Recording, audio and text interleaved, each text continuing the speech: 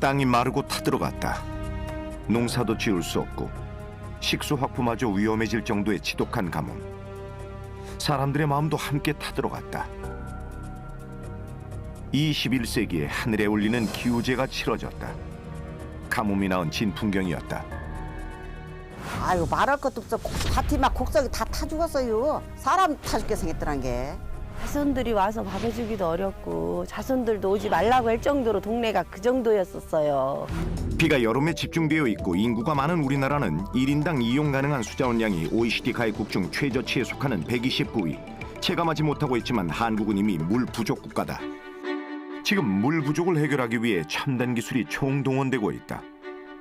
산간 토서 지역을 위한 이동식 급수 시설에서부터 강변의 물을 여과시켜 사용하는 강변 여과수 개발, 그리고 지하에 건설되는 대규모 저수지까지 우리가 물 관리 기술에 이처럼 많은 노력과 시간을 투자해야 하는 이유는 바로 여기에 있다. 물, 그것은 나라를 지키는 또 하나의 안보이기 때문이다. 충남 보령의 한 농촌 마을.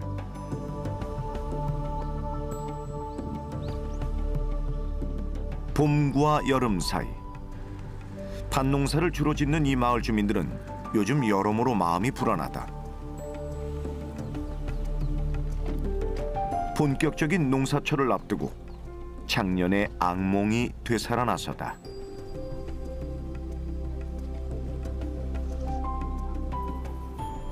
물이 그렇게 귀여운 건 줄은 처음 알았지. 내 생전 물이 그렇게 중요한 건 줄 모르고 살았지. 생전 처음이요. 이렇게 가물어보기는 생전 처음이요. 나 시집 와서 처음이요. 이 물 갖고 이렇게 고통받고 이렇게 하는 거. 그냥 답답하니까 비는 안 오고 그래가지고 동네에서 돈 조금씩 걷어가지고 옛날 어른들처럼 우리 기우제나 한번 지내보자. 그래가지고 집집마다 돈 조금씩 걷어가지고 음식 장만해서 산에 가서 재 지낸 거예요. 작년 이 마을에는 엄청난 가뭄이 몰아닥쳤다. 보령댐 방류량이 절반 가까이 줄었고 나중에는 그마저도 중단됐다. 논과 밭에 심어놓은 작물들은 햇볕에 타들어가고 있고 일부 지역은 먹는 물조차 급수에 의존해야 하는 형편입니다. 물 걱정 없이 살아오던 마을 사람들에게 이것은 하나의 충격. 물이 부족할 수 있다는 것조차 생각해보지 못했었다. 충남 서부 지역 8개 시군은 제한급수가 불가피했고 또한 산하의 4개 화력발전소는 절수나 대체수원 개발 그리고 수영장 등 물 다량 소비 업체에서는 휴업 유도 등을 할 수밖에 없었습니다. 또한 일부 산간 지역이나 도서 지역에서는 먹는 물조차 부족하였고 이에 농작물이 타들어가는 것을 지켜만 보고 있는 그런 아찔한 상황이 있었습니다. 총 저수량이 1억 1,700만 톤인 보령댐은 작년 가뭄 때 그 저수량이 20%에도 미치지 못했다.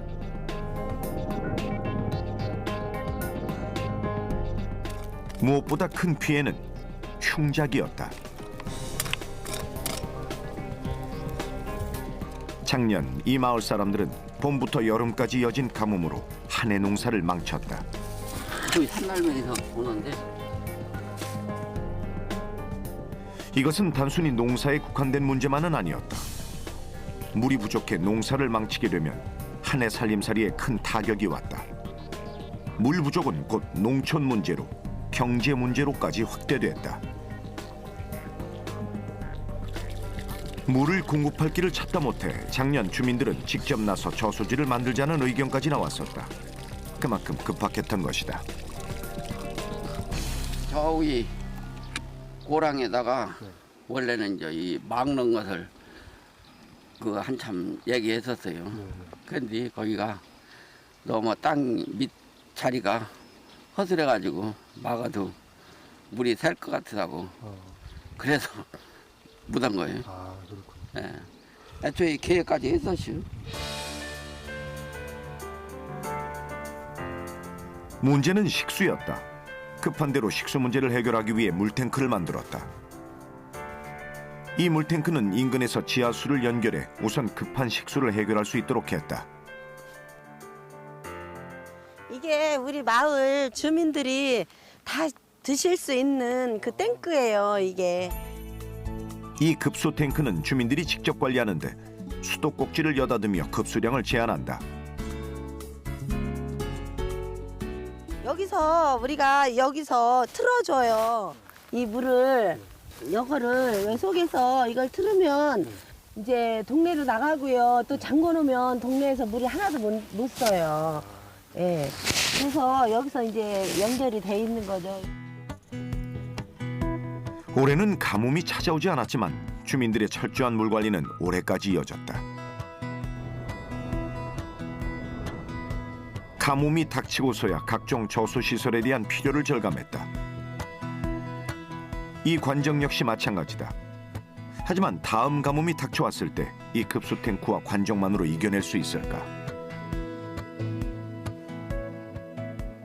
그전에는 이제 물이 수도꼭지만 틀으면 물이 나오니까 그거의 소중함을 몰랐죠. 근데 작년에 우리가 이 가뭄에 너무 많은 거를 고생을 했기 때문에 물의 소중함이라는 거는 진짜 물이 많이 나올 때도 전략을 해가면서 살아야 되겠다라는 거, 물이 너무 소중하다는 거를 깨닫지 않으면은 못해요. 우리나라 역사를 통틀어 가뭄은 전쟁과 맞먹을 정도의 큰 국가 비상사태였다. 가뭄이 지속되면 나라에서 기우제를 지냈고 임금은 가뭄과 관련해 파종 시기와 수확 등 모든 일정을 직접 챙겼다. 또 물 관리의 중요성을 누구보다 잘 알았던 세종은 치구기와 자경로 등을 만들어 가뭄에 대비하고자 했고 늘 물 부족에 대해 고민해왔다.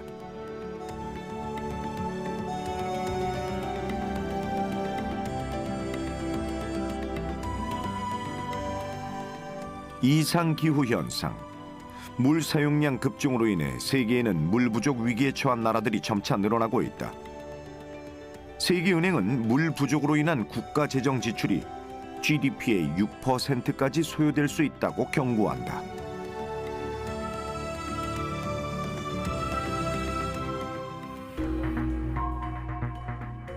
우리나라 역시 안심할 수만은 없는 상황이다.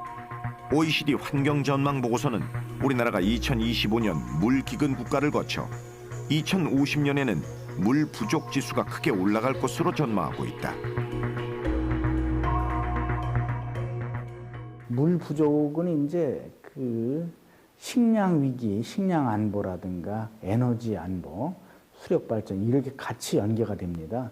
아시다시피 물이 부족하면 농업이 안 되니까 식량 위기가 오고 또 수력 발전도 해야 되니까 물이 부족하니까 이제 에너지도 문제가 차질이 생기는데 이거 관련해서 금년도 그 다보스 포럼에서도 10년 내 물 위기가 가장 위험한 우리 지구상에서의 어떤 글로벌 위기가 올 것이다.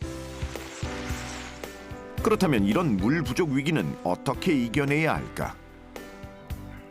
물 부족을 무엇보다 절실하게 체감하는 곳 중 하나가 바로 도서 지역이다.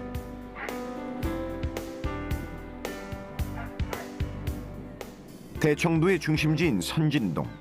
이 마을은 대청도의 주요 상가가 몰려있는 데다가 여름이면 관광객이 몰려 늘 물 부족 현상에 시달려오던 곳이다.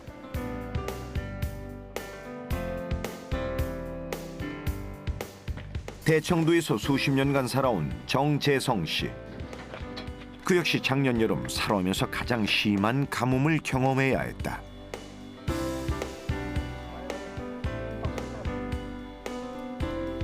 소일 삼아 집 앞 텃밭에서 짓던 농사는 애시당초 포기해야 했다. 평소 물이 부족할 때는 지하수를 끌어다 썼는데 작년엔 지하수마저 고갈됐다. 그러나 그보다 더 심각한 것은 식수였다. 수돗물이 끊기자 일대 주민들은 군청에서 나눠주는 정수된 물로 여름을 나야 했다. 여기 있습니다. 한 집에 이거 한 집에 6개씩 받았나 작년에 이렇게 받았어요. 그럼 작년에 이거 가지고 물 드신 이거 거예요? 가지고 이걸 이 물로 먹었죠 여름에. 작년에 물이 딸리니까 저기 우리 지하수 있는데 지하수가 물이 안 올라왔어요. 그래서 할 수 없이 이렇게 이 물을 갖다 줘. 그럼 이렇게 급수를 받아본 적이 작년에 처음이었나요? 네, 처음이죠. 전에는 물 배급 타 먹었었고 옛날에는. 그러다가 지하수를 파면서부터 배급을 안 줬잖아요. 물이 나오니까. 네.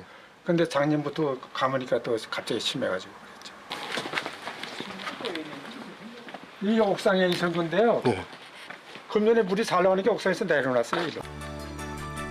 여름이 다가오면서 정재성 씨는 걱정이 많다. 작년보다 사정이 낫다지만 그도 안심할 수 없다. 작년 옹진군에서 물 급수가 제한된 지역은 무려 14군데 마을이었다. 물이 제대로 공급이 안 돼 피해를 본 주민만 3,800여 명에 달한다. 해마다 여름 제한급수와 같은 임시방편이 아니라 좀 더 근본적으로 이 물 부족을 해결할 수 있는 방법은 없는 것일까?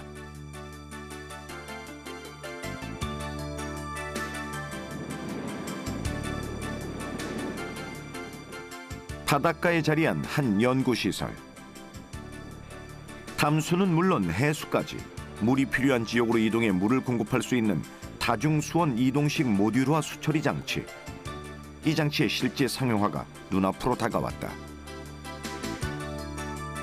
연구진이 개발해온 이 장치를 제일 먼저 사용하게 될 곳 중 하나가 대청도. 대청도야말로 이동식 급수장치가 필요한 곳이다. 대청도 등 도서 지역은 계절에 따른 지하수의 유량 변동이 심할 뿐만 아니라 관광객 유입 등으로 인해서 물의 사용 패턴이 일정하지 않습니다. 그래서 예를 들면 대청도의 경우 휴가철에 사람들이 몰리고 갑자기 비가 안 오면 물이 부족해지는 상황이 발생합니다. 하지만 다른 시기에는 물이 부족한 것이 아니기 때문에 기존의 마을 상수도를 증설하는 것은 나라에서도 어렵습니다. 이럴 때 이동식 수처리 설비를 활용하면 굉장히 유효하게 됩니다.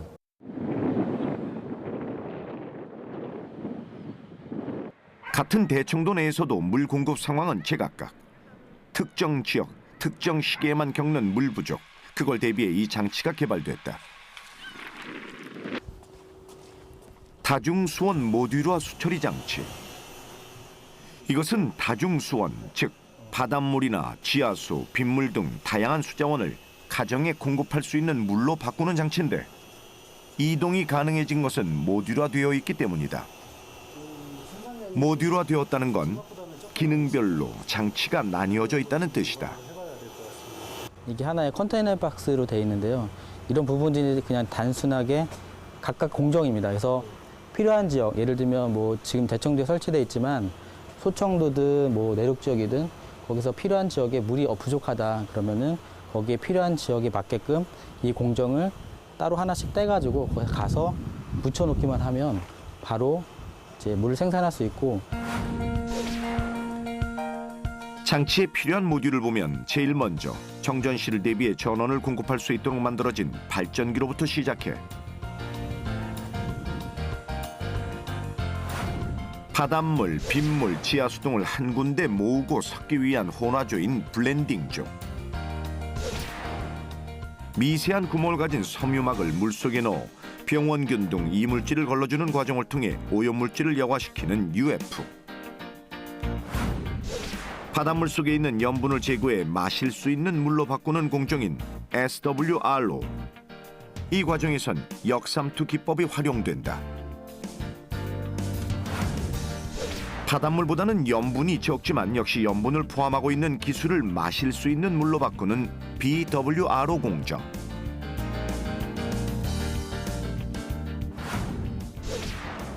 그리고 마지막으로 소독 설비가 있는데 이 소독 설비에서는 소금물 대신 SWRO의 농축수를 이용해 차염소산 나트륨을 주입한다.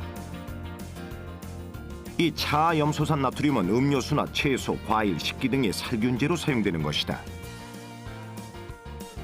각 모듈별로 이 과정을 거치고 나면 먹을 수 없던 물이 먹을 수 있는 물로 바뀐다.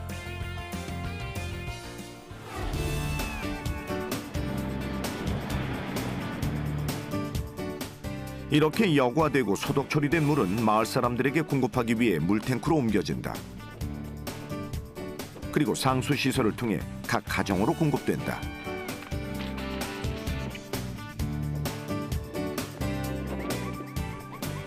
이 장치는 대청도뿐만 아니라 어느 지역에서도 유용할 수 있다.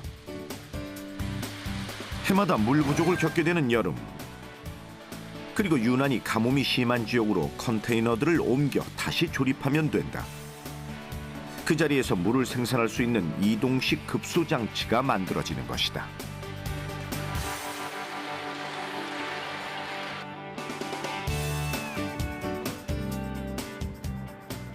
다중수원 모듈화 이동 수처리 장치를 통해 처음 마을에 물 공급을 하게 된 날. 네, 안녕하세요. 네, 물 잘 나오세요? 그렇죠. 네. 열어볼까요? 네, 그럼 확인해 주시겠어요? 아, 이제 물 잘 나올 거예요. 저희가 시설 네, 고맙습니다. 네. 잘 나올 거라고 저희가 어떻게 해놨습니다. 고맙습니다. 가물어도 그 괜찮겠죠. 그 물 나오니까 좀 많이 보탬이 되겠죠. 지금은. 내가 필요할 때 물을 마음대로 쓸 수 있다는 것. 그것은 생존의 문제이기도 하지만 우리를 사람답게 살아갈 수 있도록 하는 복지의 문제이기도 하다. 물 부족한 부분들을 제한급수를 통해서 해결한다든지 또 병물 공급을 통해서 해결한다든지 이렇게 해결을 했는데 이것 또한 크게 보면은 물복지 차원에서 매우 큰 문제다. 그래서 언제든지 물 부족한 것은 있어서는 안 된다 하는 그런 차원에서 저희가 이제 시도를 한 겁니다. 네. 더 발전하게 되면 물 부족 지역뿐만 아니고 일부 그 마을 상수도를 대체할 수 있는 그런 기능까지도 가능하겠다 이렇게 볼 수 있습니다. 또 하나 각 하천의 물을 좀 더 효과적으로 개발해 물 부족을 해결하고자 하는 연구 역시 진행 중이다.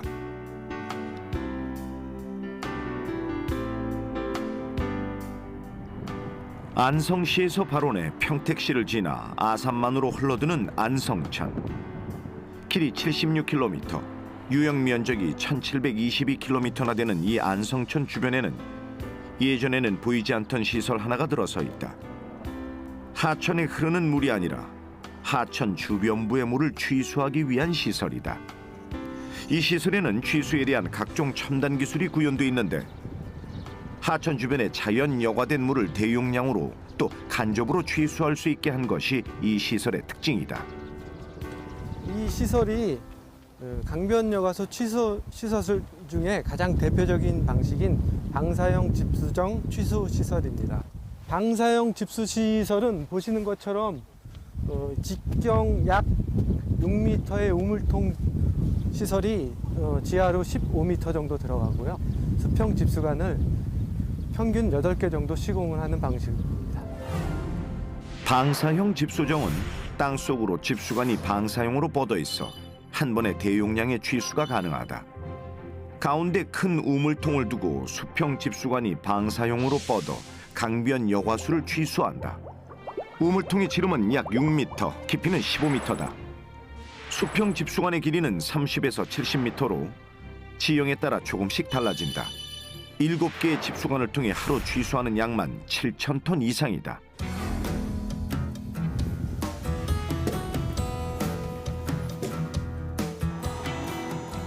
하천에 흐르는 물이 아니라 굳이 하천 주변 땅속에 스며 있는 물, 강변 여과수를 취수하는 이유는 무엇일까? 또 그 물은 안전한 것일까?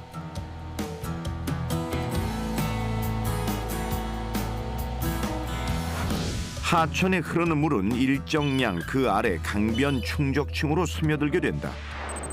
이때 이 물은 강변 충적층, 즉 자갈층을 통과하며 자연스럽게 불순물이 자연 여과된다. 별다른 여과장치나 살균 소독장치 없이 친환경적으로 얻을 수 있는 물이 바로 강변 여과수인 것이다. 또 자갈 크기가 일정치 않은 국내 강변 충적층의 특성을 고려해 집수정을 넣기 전 땅속 대수층의 시료를 채취해 조사한다. 이를 통해 집수관의 스크린 간격을 자동으로 설계해 흙이나 자갈이 스크린을 막는 현상을 최소화했다.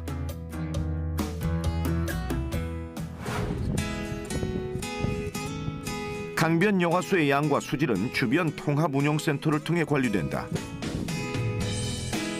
최근 갑작스런 기온 상승이나 녹조류 발생으로 돌발적인 하천 오염 사고가 늘고 있다. 강변 여과수의 장점은 이런 사고에도 깨끗한 수질을 유지하고 안정적으로 물을 공급할 수 있다는 것이다. 강변 여과수는 강변 축적증의 자연 여과 기능을 이용하기 때문에 수질 오염 사고에도 안전한 깨끗한 물로서 정수 공정이 단순하여 경제적인 장점이 있습니다. 독일 등 유럽에서 관심을 갖고 있는 취수원으로서 현재는 미국 등에도 널리 퍼져 있고요. 선진국 같은 경우는 20% 가까운 16% 정도의 취수원으로 활용하고 있는데요. 우리나라에서는 매우 미비한 실정입니다. 경제적인 장점과 환경적인 이점을 동시에 갖고 있는 강변 여과수. 하지만 선진국에 비해 우리나라에서는 아직 이런 강변 여과수 활용이 미비한 실정이다. 강변 여과수 개발에는 또 다른 장점이 있다. 연구단에 따르면 강변 여과수 취수를 할 경우 안성촌의 상수원 보호구역이 4km에서 2km로 줄어든다. 그만큼의 개발 면적이 늘어나는 것이다. 강변 여과수 활용에 따라 수변 지역에 대해서 규제 지역이 축소됨에 따라 친수 공간의 활용 등이 크게 늘어날 것으로 판단이 됩니다. 이상 기온, 기후 변화, 가뭄이 지속되리라고 판단되는 이 시기에는 현재 취수하고 있는 직접 취수 방식에 비해서 깨끗한 물과 안정적인 수질을 공급할 수 있는 간접 취수 방식의 강변 여과수가 미래의 대체 수자원이라고 판단되고, 물 부족과 더불어 우리가 당면하고 있는 또 다른 문제 하나는 식수원의 오염이다. 우리나라는 식수원을 대부분 지표수에 의존하고 있기 때문에 오염에도 취약할 수밖에 없다.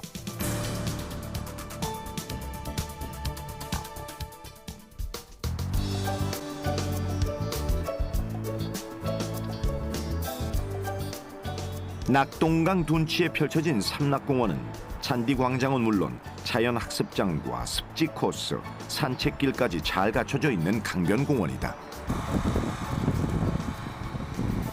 그런데 이 공원 지하에 지금 우리나라 저수지 공사에 획을 그을 만한 새로운 시설이 현재 공사 중에 있다. 바로 저수지를 땅 위가 아닌 지하에 건설하는 대규모 지하 저수지다. 이 지하 저수지에 저장할 물은 바로 근처 낙동강에서 채취한다. 낙동강물이 깨끗할 때 취수해 대용량으로 지하에 보관해 놓겠다는 것이다. 예, 여기가 이제 낙동강 원수를 채취하는 취수문입니다. 그래서 요게 요 취수문을 통해서 낙동강 원수, 담수가 그 관로를 통해서 아까 설명드린 취수 펌프장 쪽으로 유입이 돼서 거기에서 이제 펌프를 통해서 저희들 주입종으로 이제 공급이 됩니다. 기존의 지상 저수지와는 달리 댐이나 터널 등 대형 구조물 건설이 필요 없이 기존 저수지 50%의 수준으로 건설이 가능하다. 또 환경 훼손 등 사회적 비용을 최소화할 수 있다는 장점도 있다.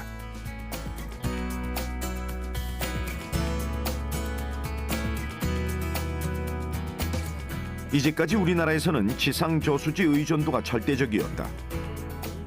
이번 기술 개발은 수질 사고, 재난 등으로 인한 수질 오염에 적극 대응할 수 있다는 장점이 있다. 삼락공원에 만들어지는 대규모 지하 저수지는 100m 아래 땅 깊숙이에서 집수관을 통해 물을 끌어올린다. 이때 취수되는 물은 이미 강 하구의 모래층을 이용해 자연 정화된 깨끗한 물이다.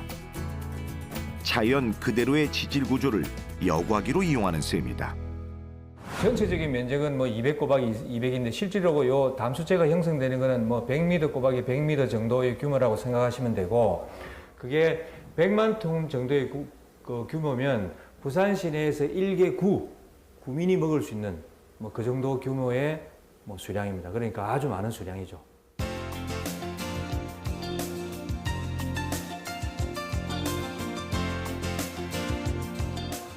기술이 개발되기까지 연구단이 가장 신경을 써온 부분 중 하나는 수질에 관한 것이었다.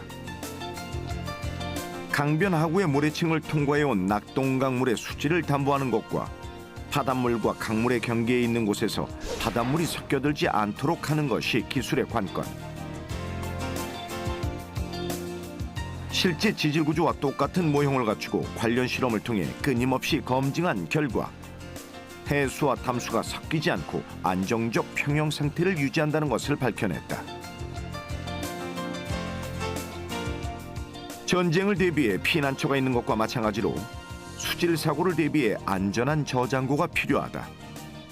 청정 지하저수지가 바로 그 역할을 할 것이다.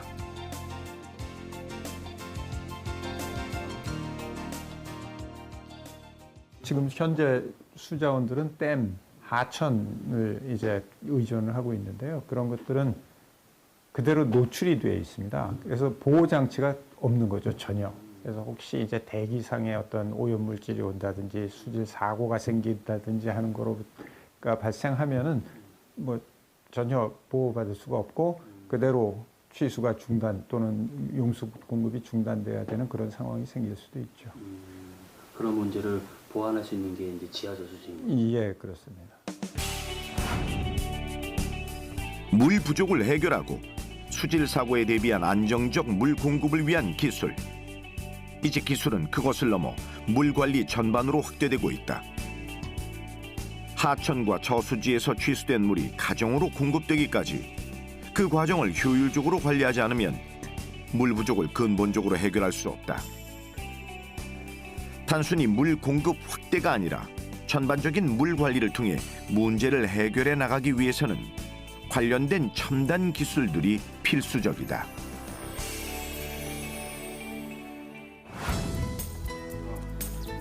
인천 영종도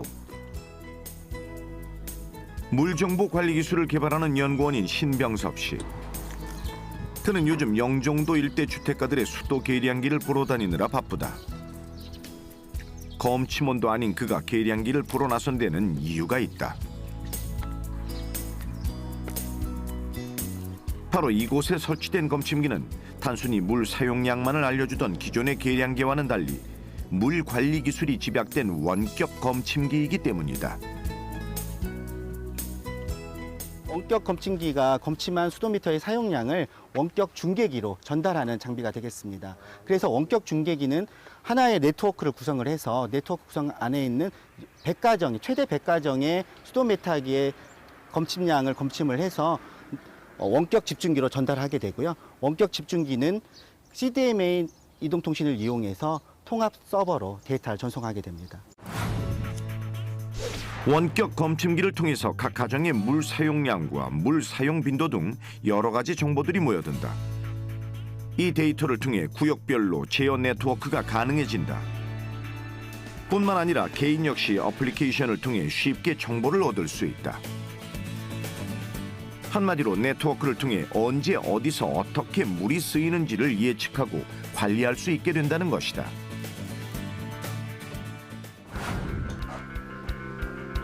이런 기술들을 스마트 워터 그리드라 부르는데 상하수도 관리에 정보통신 기술을 접목해 비용은 줄이고 생산성은 높이는 데 그 목적이 있다. 내가 우리 집에서 사용하고 있는 물이 어떻게 사용되어져 있고 또 우리 집에 들어오는 물이 어떠한 경로를 통해서 들어오고 또 어떤 정도의 퀄리티를 갖는 물인지를 이런 서비스를 받아볼 수가 있습니다. 또한 각자의 집에서 가정에서 어떤 그 물 관련 어떤 정보들을 찾고 싶으면 그 가정에 보급되어지는 스마트폰 어플을 통해서 다양한 정보들을 받아볼 수가 있습니다.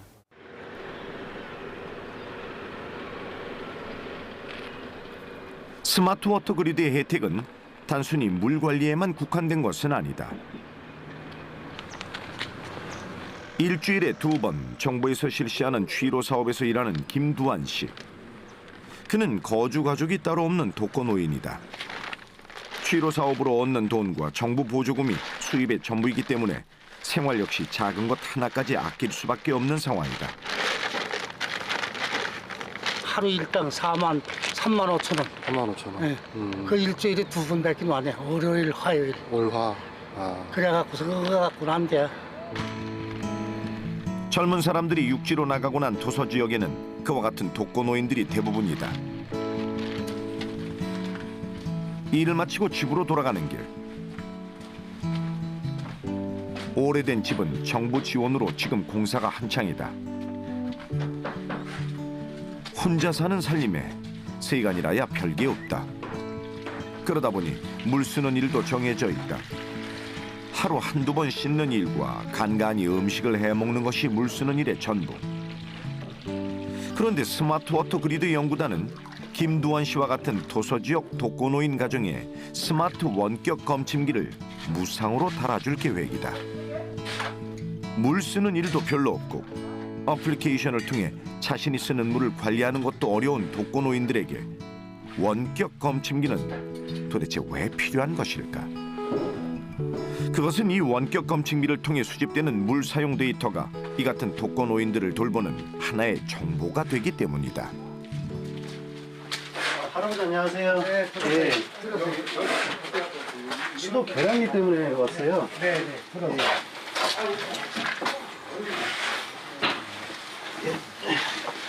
일단 할아버지 그 수도 계량기를 좀 구입을 하려고 하는데 하루에 혹시 물은 얼마나 사용하세요? 하루에 얼마 사용하는가? 나 뭐 모르지. 모르고 우리는 한 달에 놈들은 뭐 10,000원, 20,000원 이렇게 나와는 우리는 10,000원 미만이야. 6, 7,000원 나와. 아 그래요? 500개 안 나와. 일정량 사용되던 물이 갑자기 줄게 되면 바로 면사무소로 연락이 가게 된다.